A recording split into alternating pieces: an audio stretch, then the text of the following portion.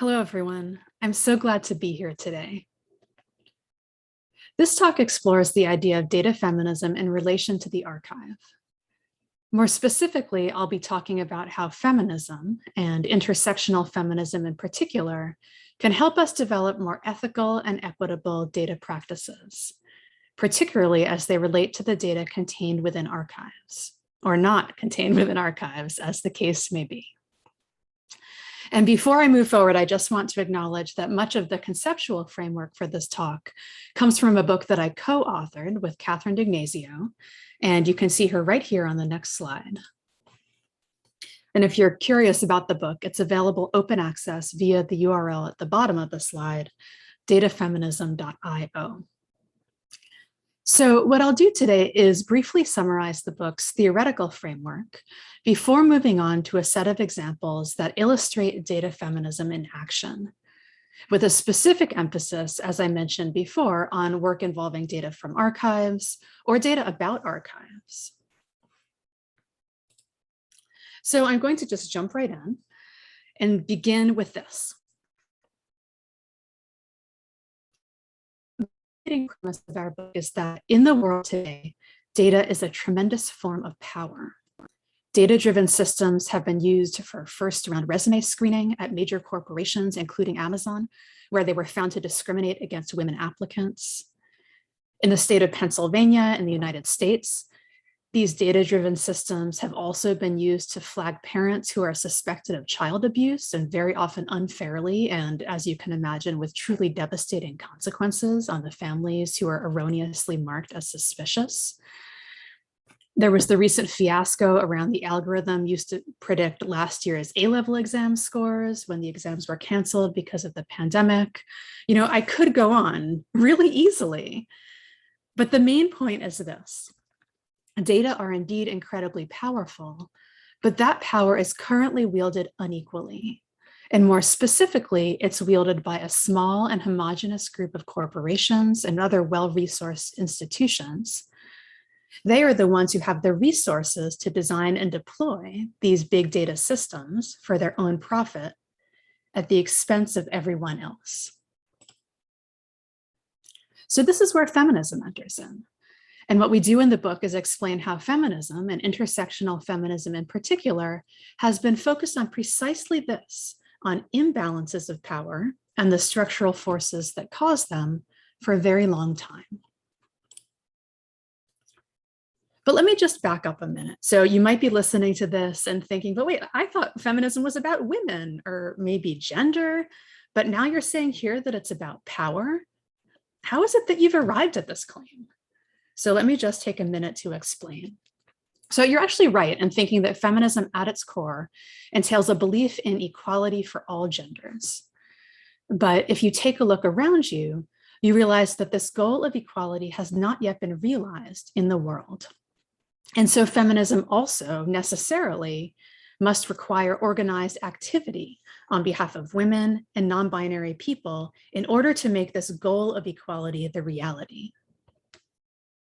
And then feminism has this third definition, which is a set of theories and ideas. These theories began by thinking through issues of inequality with respect to sex and gender, but the past 40 years of scholarship and then also the current political reality have brought many, many more dimensions of inequality into the conversation. So these include race, class, sexuality, ability, and more. So this brings me back around to this idea of intersectional feminism. And I think some of you actually may already be familiar with this idea of intersectional feminism, which comes to us from the work of women of color feminists and Black feminists in particular.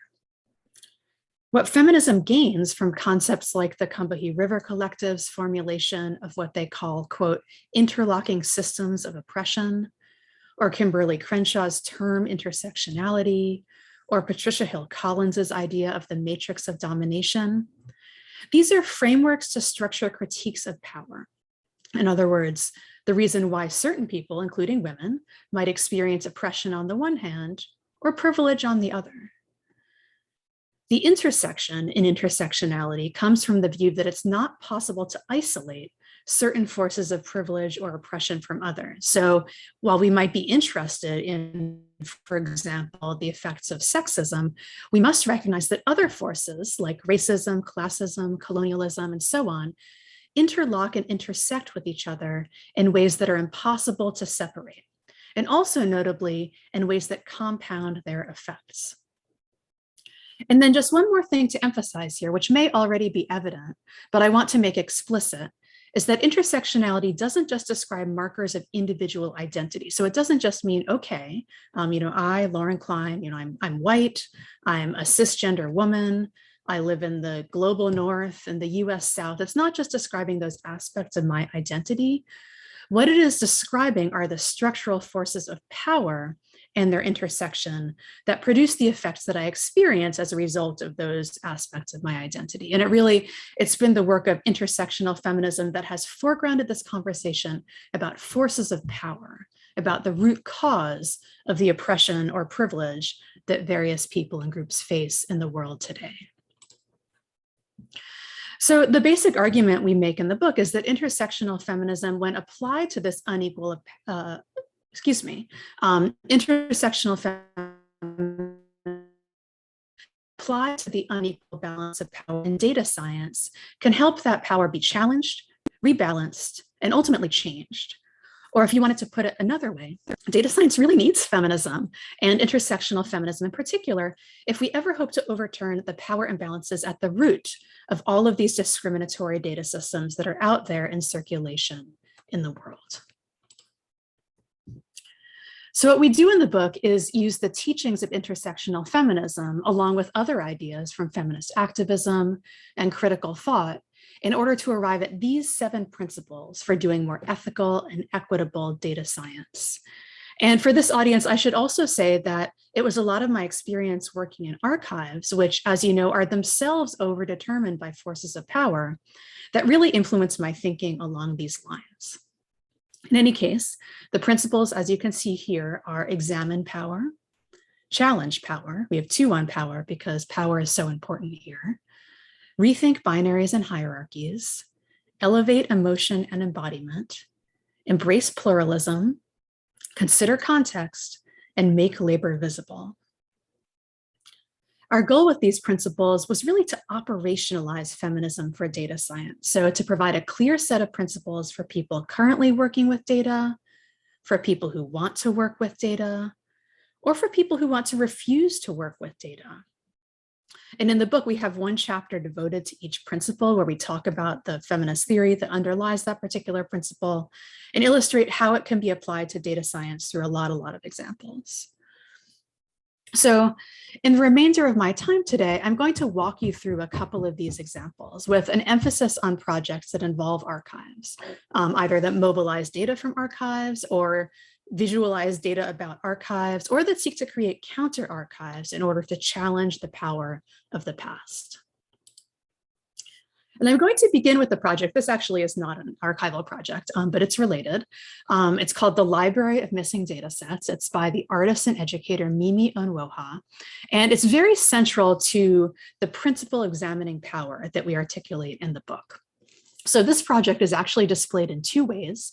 The first is as a GitHub repository, which you can see in the screenshot on the right of the slide. This just lists the missing data sets. So you can read or you can Google it as I'm talking. Titles like trans people killed or injured in instances of hate crime, or people excluded from public housing because of criminal records. So this artwork was created pre-COVID, but I think the ways that COVID has had such disparate impacts across social groups, really all around the world, it's awakened us to the dangers of missing data of what we do not know. In any case, the second way to encounter the artwork is as a physical installation in a gallery. That's in the file cabinet on the left. And the idea is that you walk into the gallery, you see this file cabinet with folders, you read the names of the data sets on the tabs, and you go to one that you think seems interesting or important. But when you do, you discover that the folder is empty. The data sets are physically missing. Now, the point that Onwoha is trying to make in this piece with the empty file folders and the like is that these data sets are missing for a reason. And that reason is the profound imbalance of power with respect to data collection in the world today. So this imbalance of power is what determines what data are collected and what are not, or what research is conducted and what is not. Again, governments have this power, moneyed institutions have this power, and minoritized groups generally do not. And so this is why a feminist approach to data and to data science begins with an analysis of power. Because far too often, the data sets that we can access, and in turn the questions that they prompt, have already been affected by the imbalance of power in the world.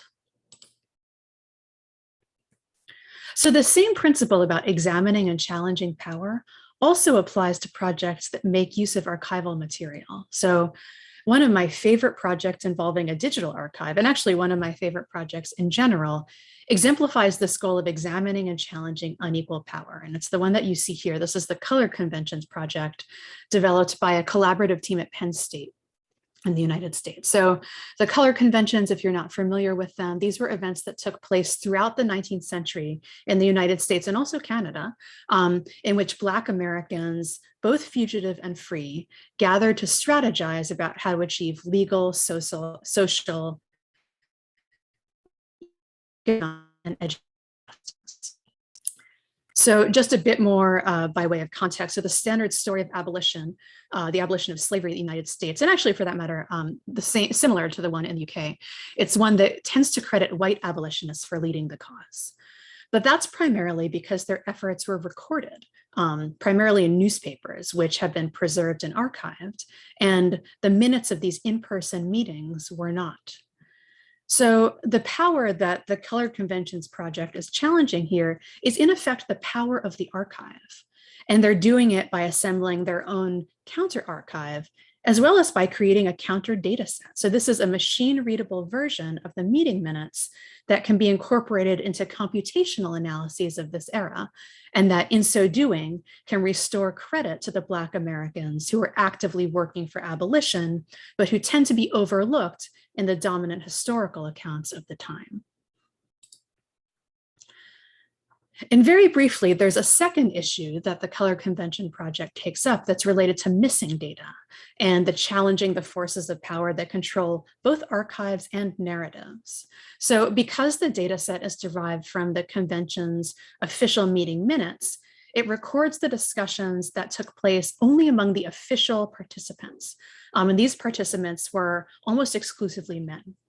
So to address this disparity, the Color Conventions team asks its teaching partners to sign a memo of understanding before introducing students to the project. So the MOU requires that all instructors introduce a woman involved in the convention, such as a wife, a daughter, a sister, a fellow church member, alongside every male delegate who is named.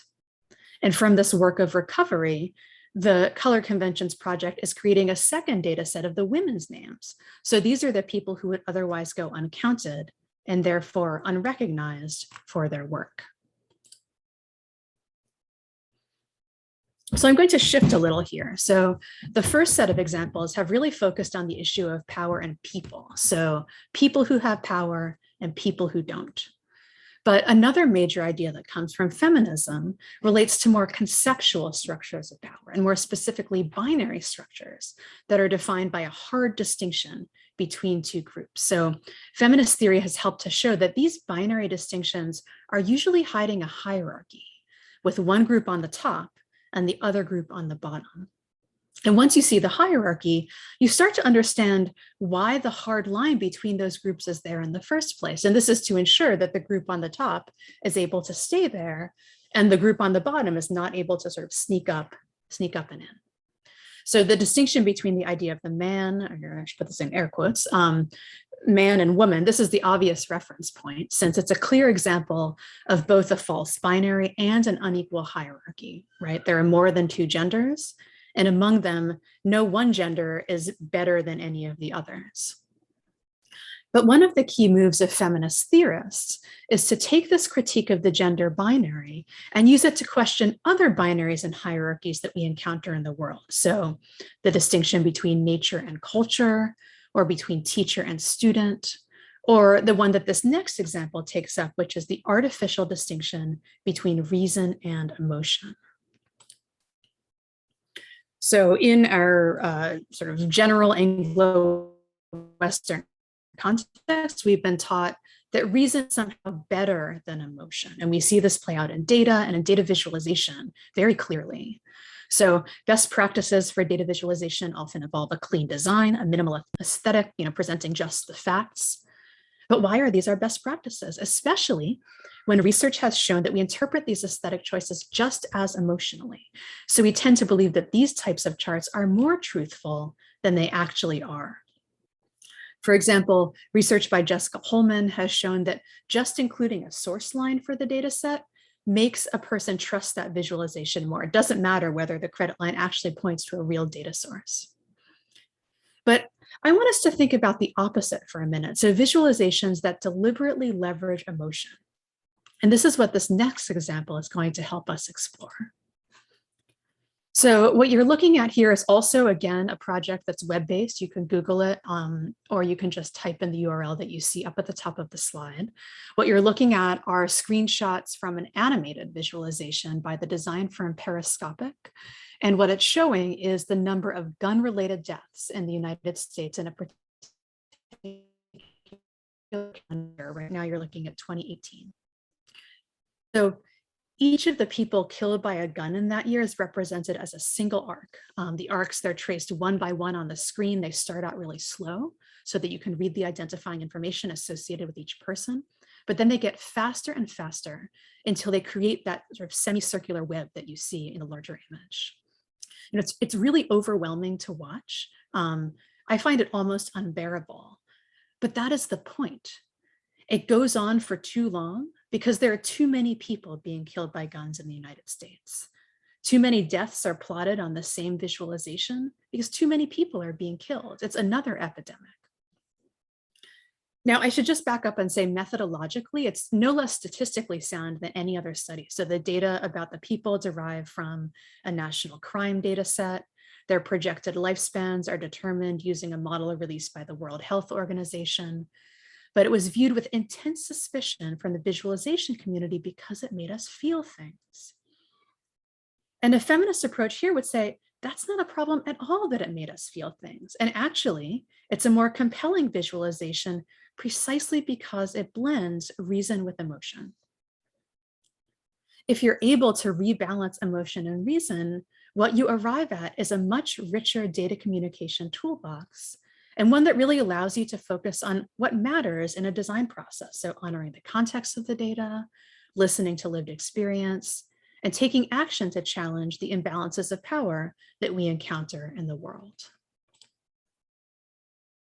And just a final note on this principle, an example of a digital project that takes so much of this to heart is this one you're looking at here called Homegoing. It's a recent project by COVID Black, which is directed by Kim Gallen at Johns Hopkins. So this project I view almost as a community archive of sorts. What Gallen and her team have created is a digital memorial to the Black Americans who have died of COVID. As you can see from the screenshot on the left, the themes of the project are data and honor. But what the team did first was simply to gather the names of the people who had died. They created a spreadsheet. But then, rather than visualizing them merely as data points, they painstakingly tracked down photos and obituaries for each one of the people named in the data set. So in the project, you can click on one of the small names or one of the small photos, and it brings up a larger photo accompanied by a short biography of that person who has died, with a link to the news source that it came from.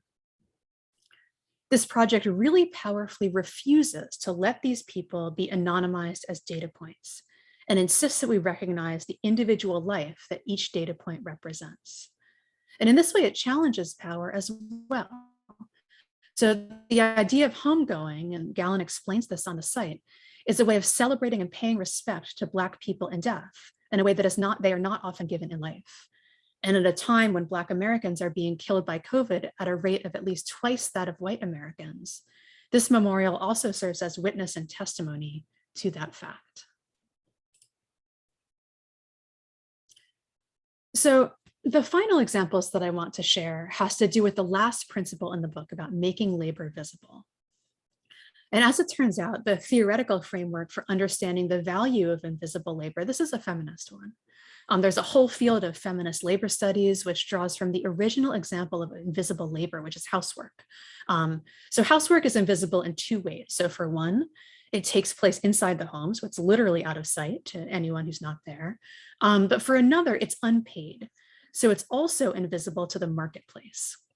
And because it's invisible to the marketplace, so it doesn't earn a person money, in other words, it's also unvalued, at least within the context of a capitalist society. So another word for this type of labor is reproductive labor. And this word came about as a way of distinguishing it both from the productive labor of the marketplace and what traditional accounts of labor called unproductive labor, meaning that those forms of labor did not produce anything that could be sold for profit. But thinking about housework and related tasks like caring for children, if you understand these as reproductive labor, it becomes very clear that this labor is in fact the very thing that allows the productive part of the economy to continue on.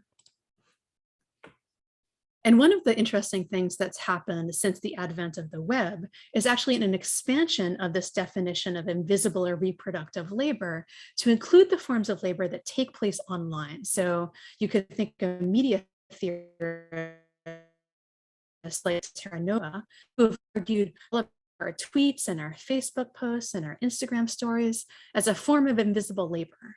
And the analogy works pretty well, actually. You know, we don't get paid for all of that work. We don't even always consider it work, but it's exactly this effort that allows corporations to reproduce. In other words, to keep on going, to keep on earning profits, and therefore to thrive.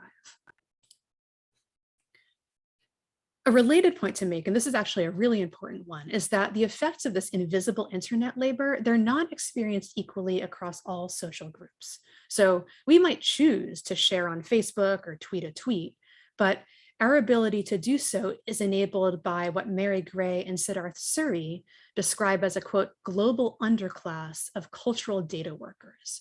So these are the people, they're underpaid, they're undervalued, they're very often people of color, they're very often located in the global south. These are the people on whom the entire information economy depends. And just a note here that archives and archivists, we often directly rely on this global underclass. So what you've been looking at on the left is an image of a person's hand, which is dark-skinned, caught in the process of scanning one of the books digitized through the Google Books program. And in Data Feminism, we cite some work by Andrew Norman Wilson, who has shown how the people whom Google has hired to scan the books for Google Books, they're hired as temp workers, not full employees, and not coincidentally, they're predominantly women of color who are hired into this role. So, you know, what's to be done? What's the path forward? One way to start is to make this labor visible, so that it can be acknowledged and appropriately valued, and so that its truer cost, and I should say not just for people, but also for the planet, can be seen. So what you're looking at here is a project called Anatomy of an AI System. This is by the technology researcher Kate Crawford and the design scholar Vladlen Yoler. This is a diagram. It's really sort of Borgesian proportions. It starts from a single data-driven device, the Amazon Echo, and it tries to describe and diagram the human labor, the data dependencies, all of the material resources that contribute to it. You know, that project we were just looking at, that involves months and months of meticulous research in order to credit all of the labor involved in the work. But what you're looking at here, this is a visualization of Marc Records at the Library of Congress in the United States. And in this visualization, the historian Ben Schmidt reveals some of the labor involved in this particular task of cataloging books. It's actually embedded in the data themselves. So what you're looking at is a chart which plots the date that the book was published on the x-axis, so the horizontal axis, and the date that the book was entered into the database on the y-axis. So you can see it first on the left, these are pointed out over here, the methodical nature of the process of digitizing these records. So you can see how the catalogers started with the earliest books in the collection. They worked their way slowly through. And then in the image on the left, but in the orange part on the right, you can see how it took from the 1960s until the early 2000s for the catalogers to get through the whole collection. And then in the image on the right, you can see in those little steps over here, the times when over the course of a few years, catalogers would go back to specific sub-collections and work their way through start to finish. So visualization work like this is taking place all over, including outside of academia or academic projects. So I wanted to show you very briefly a visualization recently acquired by the Museum of Modern Art in New York. This was created by the designer Georgia Loopy and accompanied by a musical score composed by Kaki King. It's called Bruises, the Data We Don't See. And it's an attempt to use visualization to document invisible labor. In this case, the work of a mother taking care of her child as she dealt with a serious illness. Now, Loopy and King had to think really hard how to figure out how to constitute these data and give them visual form. But the end result is an image, which again is actually a moving image that testifies to all of the emotion and labor and work that might not otherwise be recorded as data at all. Now, there's actually a specific term for the labor that people like Kaki King provided for her daughter, and that term is care work. And while the primary model of care work is the everyday work of caring for a child, care work isn't necessarily performed for free. So it can include work performed by daycare workers or home health aides, as well as the waged work of doctors and nurses. And conceptually, as feminist labor studies scholars have theorized this, what binds these forms of work together across economic lines is their motivation. So care work is undertaken out of a sense of responsibility for others, rather than a goal of monetary gain. So it's reproductive, again, in the most basic sense of the term, in that it enables others to survive and thrive. Now, the librarian and digital humanities scholars, Bethany Nabisky, has made the case that the work of librarians and archivists can also be viewed as a form of care work, because it's focused on facilitating access to future knowledge, on creating the conditions, maintaining the conditions in which future work can take shape. Now, much of this work, per Ben Schmidt's visualization of the Marc catalog records, or even per the Color Conventions project that I mentioned earlier in my talk, comes down to the creation of data.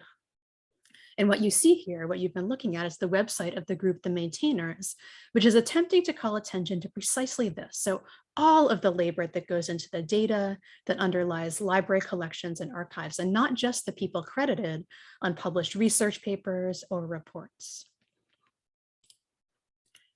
So this brings me back to the final point that I want to make before the Q&A, and this may already be obvious from these examples, but it's that data feminism insists on an expanded definition of data work, and data science. So our data science is not defined by the size of the data set or the technical credentials of the people undertaking the work, because these concerns are continually used to exclude women and people of color from the field, as well as to exclude work that makes a contribution that is socio-technical rather than purely technical or methodological.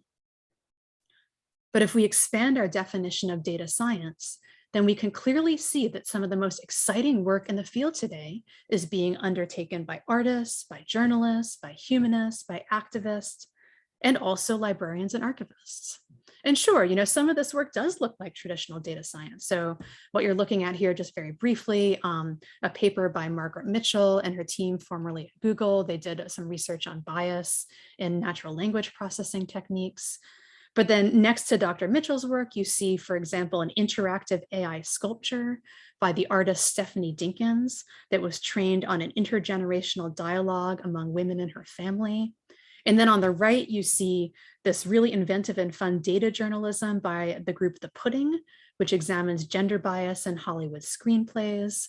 And then at the very bottom, you have Data Therapies work with community-based organizations to create what they call data murals for their own communities. We have hundreds of examples like this in the book, and we selected each of them to illustrate our points and to inspire our readers to action. Because, one of the things that we talk a lot about in the book is that while we recognize that data is at the root of so many problems today, it can also be part of the solution. And in terms of identifying missing data sets, preserving cultural heritage, and facilitating the creation of future knowledge, I think that librarians and archivists have a lot to contribute to that charge. So that's all that I have for my formal remarks today. I'll just say that these are a lot of the different ways that you can get in touch with me and follow my work.